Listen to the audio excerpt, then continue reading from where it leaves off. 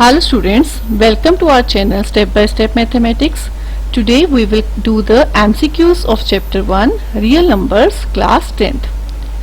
First question is, for the given positive integer a and b, there exists unique integer q and r satisfying a is equal to bq plus r, where r is equal to 0 and r lies between 0 and b is known as. इसको हम क्या बोलते हैं बेटा? इसको definition ये किसकी है? Euclid's division lemma. तो इसका डायरेक्ट ऑप्शन हमें मिल जाएगा. कौन सी ऑप्शन मिलेगी? C. This is Euclid's division lemma. Clear? Second question, the sum और difference of a rational number. क्या बोल रहा है? Sum and difference of rational number and an irrational number. दो नंबर्स हैं. एक हमारे पास क्या है? Rational number. तो रेशनल नंबर आप 3 ले लो. और एक है इररेशनल नंबर. तो इररेशनल नंबर आपने क्या ले लिया? √2. इनका सम या इनका डिफरेंस कहता क्या होता है? क्या होता है? रैशनल होता है या इररेशनल होता है या नेचुरल होता है या होल नंबर होता है. तो आपके पास यदि कोई एक रेशनल नंबर है और दूसरा इररेशनल नंबर है तो उनका सम और डिफरेंस हमेशा ऑलवेज क्या आएगा? Irrational number. क्लियर? ये ऐड ही नहीं होंगे, यही नंबर रह जाएगा. तो ये क्या है? Irrational number. क्लियर? नेक्स्ट देखते हैं third question. Let x is equal to p by q be a rational number. क्या कह रहा है? x जो है वो किस फॉर्म में? p बाई क्यू एक रेशनल नंबर है. Such that the prime factorization of q is not of the form of 2 power m और 5 पावर n. जो q की जो प्राइम फैक्टराइजेशन है इस फॉर्म में नहीं है, तब क्या होगा? Where m and n being non-negative integers then x has a dash decimal expansion. तो आपको बेटा पता है डेसिमल एक्सपेंशंस का कैसे? तो बेटा हमारे पास कोई एक क्या है? एक रेशनल नंबर है, वो ले लिया हमने 5/12. क्लियर? अब हम क्या करते हैं? जब अब 12 का जो डिनोमिनेटर है उसकी क्या निकालते हैं? फैक्टर्स निकालते हैं. तो 12 को कैसे लिखोगे? 2 2 ज़ा 4 3 ज़ा 12. तो इसका जो हमारे पास प्राइम फैक्टराइजेशन आई 12 की, वो क्या आई? 2 इंटू 2 इंटू 3 मीन्स वो 2 की पावर m और 5 की पावर n की फॉर्म में नहीं आई. जब ये ऐसा नहीं आती है, इस फॉर्म में नहीं है, तो तब डेसिमल एक्सपेंशंस क्या होती है? Non terminating repeating decimal expansions. पर यदि ये ऐसे होता है 7 बाय आपके पास होता 8. क्लियर? तो आप इसको लिखते 2 इंटू 2 इंटू 2 इंटू 2. तो ये डेसिमल एक्सपेंशन हमारे पास आई. जो हमारे पास 8 आया वो किस फॉर्म में आया? 2 की पावर n और 5 की पावर m. यहाँ कैसे? 2 की पावर 3 और यहाँ 5 की पावर कितनी है? 0. तो इस फॉर्म में आ गया. तो ये डेसिमल एक्सपेंशंस क्या होंगी आपकी? जब 7 को 8 से डिवाइड करोगे तो क्या आएंगे? Terminating decimal expansions. यदि डिनोमिनेटर इस फॉर्म में होता है तो उसको हम क्या बोलते हैं? Terminating decimal expansions. और यदि डिनोमिनेटर किसी रेशनल नंबर का इस फॉर्म में नहीं होता तो डेसिमल एक्सपेंशंस कैसी आती है? Non terminating repeating decimal expansions होती हैं. क्लियर? फोर्थ क्वेश्चन है, every composite number can be expressed as a product of primes and this expression is unique apart from the order in which the prime factors occur. This statement is better known as. तो ये statement आपको पता है ये कौन सी statement है? कि composite number को हम कैसे एक्सप्रेस करते हैं? प्राइम्स की फॉर्म में. और ये क्या होती है? यूनिक होती है. ये जैसे कि मेरे पास एक नंबर है 15 है, तो 15 की जो मैं प्राइम फैक्टराइजेशन करती हूँ तो 3 इंटू 5 है ना. बस ये 3 और 5 ही आएगी इसके प्राइम फैक्टर्स. बस ये हो सकता है हम पहले 5 लिख लें बाद में 3 लिख लें. तो इस स्टेटमेंट को हम कौन सी स्टेटमेंट कहते हैं बेटा? Fundamental theorem of arithmetic. तो ये हमारी क्या है? फंडामेंटल थ्योरम ऑफ अर्थमेटिक है. तो this option b option is the correct option. Clear? चलते हैं नेक्स्ट क्वेश्चन की तरफ. Next question is question number 5. अब क्वेश्चन नंबर 5 में बेटा हमारे पास क्या है उसको देखते हैं. For some integer m every even integer is in the form of. कोई भी आपके पास इंटीजर है m, तो इवन इंटीजर किस फॉर्म में होगा? तो बेटा इवन इंटीजर क्या m की फॉर्म में होगा? इंटीजर जैसे 1 है तो m की वैल्यू 1 पुट करते तो 1 आया, 2 पुट किया तो 2 आया, m की जगह 3 लिखते हैं 3 आया. तो ये सारे क्या है? ये तो इंटीजर्स 1 2 3 ऐसे ही आए जा रहे हैं, इसमें इवन नंबर नहीं आ रहे. अब m+1 देखते हैं. यदि हम m1 लिया तो 1+1 कितना आएगा? 2. अब m2 लेते हैं तो 2+1 कितना आएगा? 3. अब यदि m की वैल्यू हम 3 लेते हैं तो 3+1 कितना आएगा? 4. तो ये सारे इवन इंटीजर की फॉर्म में नहीं आ रहा. Clear? Next option c option को लेके चलते हैं. 2m. तो 2 m की जगह 1 लिया तो 2 × 1 2. 2m का मतलब होता है ना 2 मल्टीप्लाई m, m की जगह हमने 2 लिया, 2 2 जा 4, देन 2 मल्टीप्लाई 3 किया 6। तो हर एक नंबर क्या आ रहा है, इवन नंबर आ रहा है। तो कोई भी even integer, every even integer किस फॉर्म में होता है, 2m की फॉर्म में होता है। ये आपको समझ होनी चाहिए कि 2m मीन्स 2 से कोई भी नंबर को हम मल्टीप्लाई करेंगे वो क्या बनेगा, इवन ही बनेगा। तो ठीक है, नेक्स्ट है क्वेश्चन नंबर 6। अब देखते हैं बेटा क्वेश्चन 6। क्वेश्चन 6 में है for some integer q every odd integer is of the form, कोई इंटीजर q है तो ऑड इंटीजर किस फॉर्म में होगा। तो हमें ये पता चल गया जब q है, जैसे यहाँ पे m था यहाँ पे q है, तो जब हम m की वैल्यूज डिफरेंट पुट कर रहे थे तो 1 2 3 आ रहा था।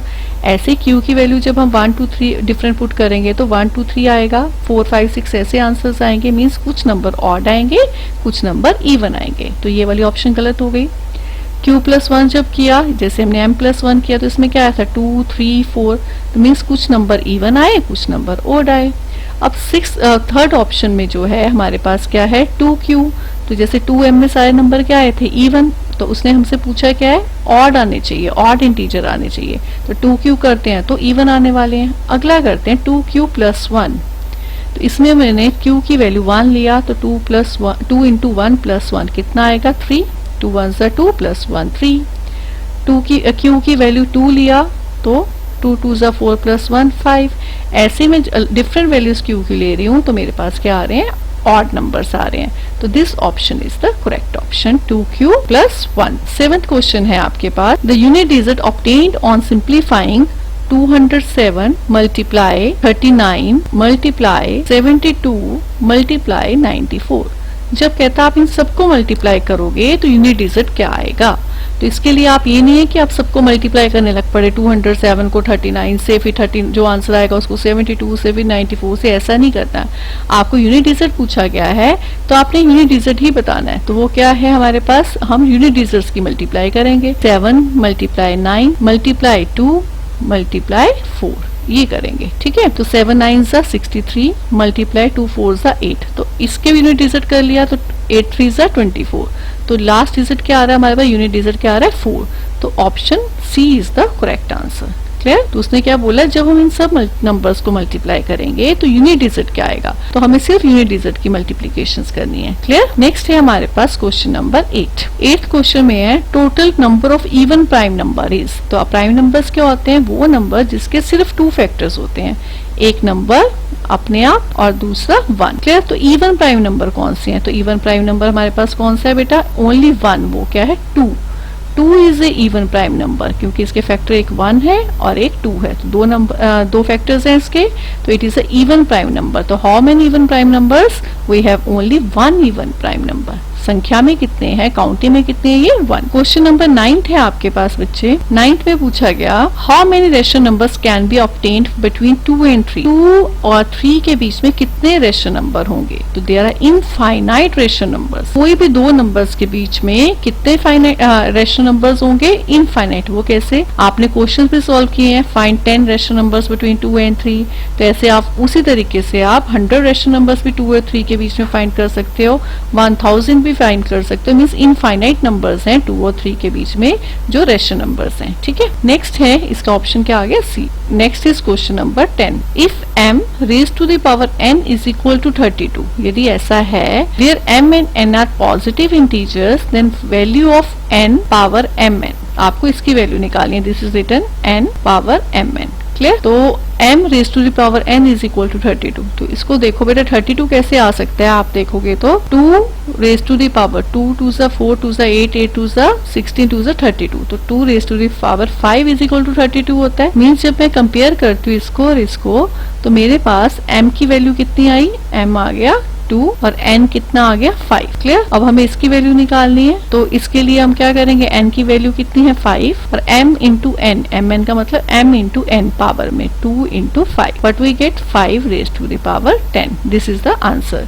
तो which option is correct, C option is correct. C में क्या लिखा, 5 raise to the power 10। Okay. Next is question number 11। A number which can be expressed in the form of p by q where q is not equal to 0 is a rational number is, if, यहाँ इस नहीं होगा, यहाँ का होगा if. क्यों, कब होगा, p by q की फॉर्म में एक नंबर है, वो रेशनल नंबर कब होगा, जब P और Q क्या होते हैं बेटा इसमें? इंटीजर्स। आप डेफिनेशन लिखते हो ना रेशनल नंबर की, तो P and Q are integers.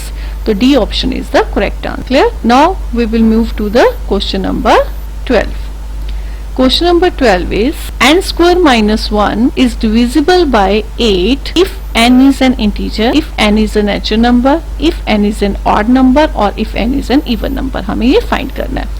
तो इंटीजर लेके चलते हैं। इंटीजर में आप कोई भी नंबर ले लो। आपने क्या ले लिया? -2 ले लिया। तो चेक कर लेते हैं -2 की वैल्यू यहाँ पे पुट करते हैं, क्या ये 8 से डिवाइड होगा? तो -2 स्क्वायर -1/8, -2 स्क्वायर कितना होता है? 4 -1/8 विच इज इक्वल टू 3/8। ये तो डिवाइड नहीं हुआ। क्लियर? आगे देखते हैं, पूरा पूरा डिवाइड होना चाहिए, 3/8 डिवाइड नहीं हुआ। आगे ये ऑप्शन गलत हो गया। और नेचुरल नंबर, तो नेचुरल नंबर आप 5 ले लो, कुछ भी ले लो, है ना। तो हमने ले लिया एक नेचुरल नंबर, ये क्या ले लिया? 5 स्क्वायर -1/8। यहाँ n की वैल्यू क्या पुट की हमने? 5 पुट की सेकेंड पार्ट में, बी ऑप्शन को देखते हुए।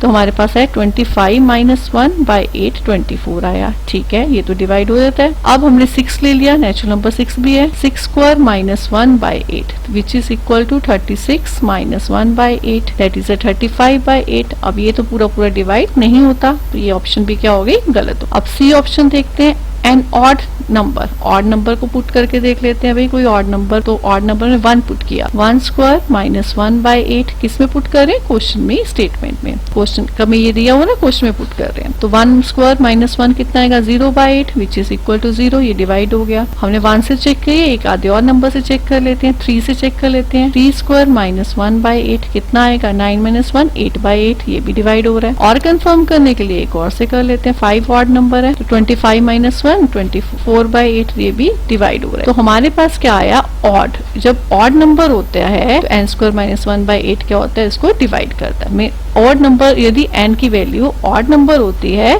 तो ये कंडीशन क्या हो जाती है? सेटिस्फाई हो जाती है। ठीक है जी। नेक्स्ट देखते हैं। Next is question number 30. A non-zero rational number is multiplied by a rational number. कोई एक non-zero rational number है, यदि हम उसको irrational number से multiply करते हैं तब आंसर क्या आएगा? मीन्स 5 है, 5 को मल्टीप्लाई किया √7 को, तो आंसर क्या आने वाला है? 5√7।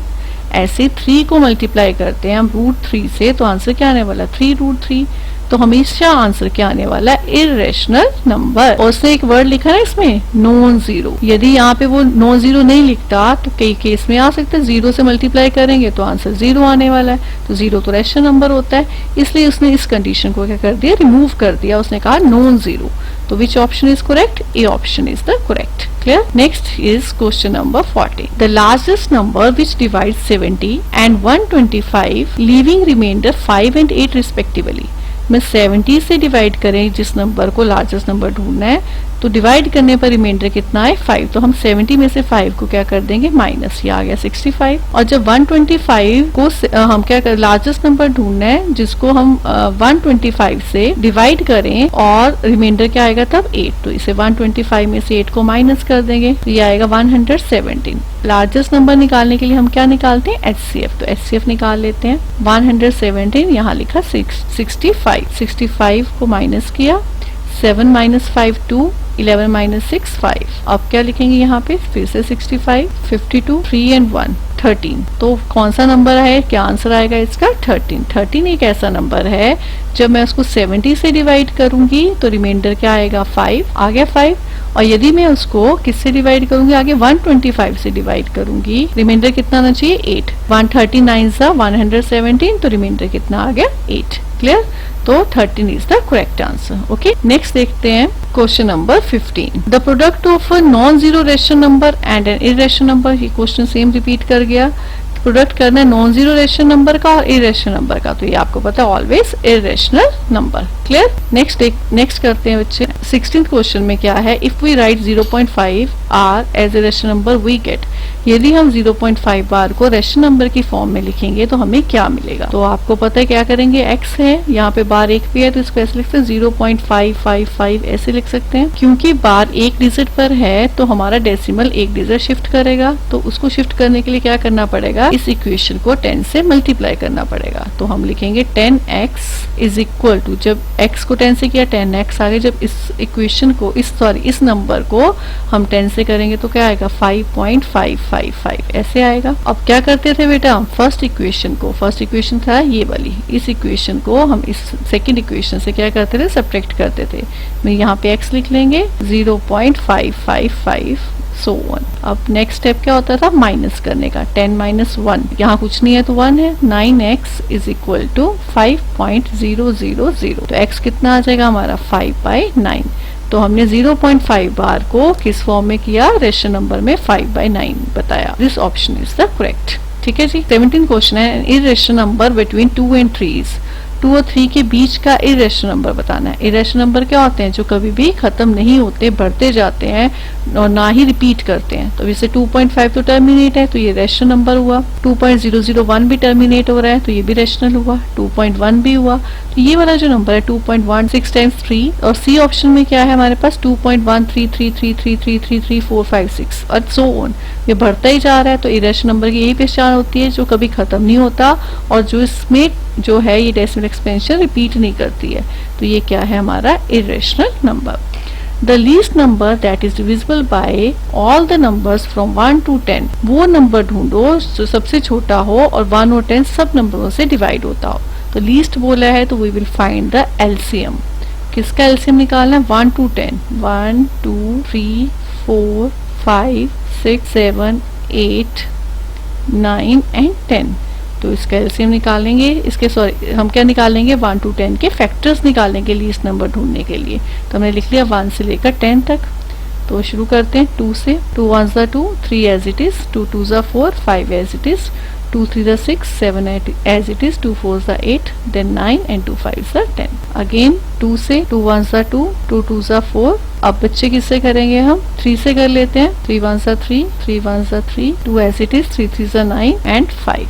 अब बेटा जो नीचे नंबर आ रहे हैं, अच्छा 5 है, 5 दो बार है तो इसको कर लेते हैं 5 से, 1 1 1 1 1 7 2 3 1। अब जो नीचे नंबर है बिल्कुल डिफरेंट है, एक टेबल में नहीं आते हैं, सब डिफरेंट टेबल्स में आते हैं। तो हम ये हमारे पास जो हो जाएंगे इसके फैक्टर्स हो जाएंगे क्या, 2 multiply 2 multiply 3 multiply 5 multiply 7 multiply 2 multiply 3। तो मल्टीप्लाई करते हैं, 2 2s are 4, 4 6s are 12, 12 5s are 60 into, ये भी कर ले 60 इंटू 2 120, यहाँ लिख लेते हैं 120 इंटू 7 इंटू 3 21, 12 1s are 0 आएगा, 12 1s are 12, 12 2s are 24, 24 और 1 25। तो आंसर क्या आएगा 2520। क्लियर। तो this is a number which is divisible by 1 to 10। ठीक है, ये सब नंबरों से डिवाइड होगा, 1 से भी, 2 से भी, 3 4 5 9 10 सबसे डिवाइड होगा। Clear. Next question is question number 19। If the HCF of 65 and 117 is expressible in the form of 65m minus 117, then the value of m is। तो आपको m की वैल्यू फाइंड करनी है यदि एचसीएफ जो 65 और 117 का ऐसे लिखा जाए। तो करते हैं इस क्वेश्चन को, पहले हम 65 और 117 का एचसीएफ निकाल लेते हैं। 65 1s are 65, 2 and here is 5, then 65 से किया 52, 3 and 1 13, 52 से किया 13 4s are 15, 2 तो 13 इज द एचसीएफ। एचसीएफ कितना आया बेटा 13। तो हमारे पास क्या गिवन है 65m माइनस 117 को, ये हमारा क्या है एचसीएफ है। उसने बोला एचसीएफ, इसको हमने ऐसे एक्सप्रेस किया और ये है किसके इक्वल ओरिजिनल में 13 के। तो यहाँ से हम m की वैल्यू निकाल लेंगे, which is equal to 13 plus 117। तो 65m is equal to 3 plus 7 10, 130। तो m कितना आ जाएगा 130 divided by 65 which is equal to 2। तो व्हाट इज द आंसर 2। तो m की वैल्यू क्या हो जाएगी हमारे पास 2 हो जाएगी। Clear. Next is 20th question. The greatest number that divides 87 and 97 leaving 7 as remainder. ऐसा क्वेश्चन पीछे कर चुके हैं, ये क्वेश्चन आपका होमवर्क है, इसको आप करेंगे खुद से और कमेंट सेक्शन में इसका आंसर लिखेंगे। क्लियर।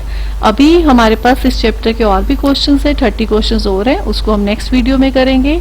क्योंकि आज सीबीएसई के एग्जाम्स में एक एमसीक्यूज का पेपर अलग से होगा, तो हम उसकी तैयारी रेगुलर करेंगे। तो आपको ये वीडियो पसंद आई तो इसको लाइक जरूर करिएगा। Thanks for watching my video.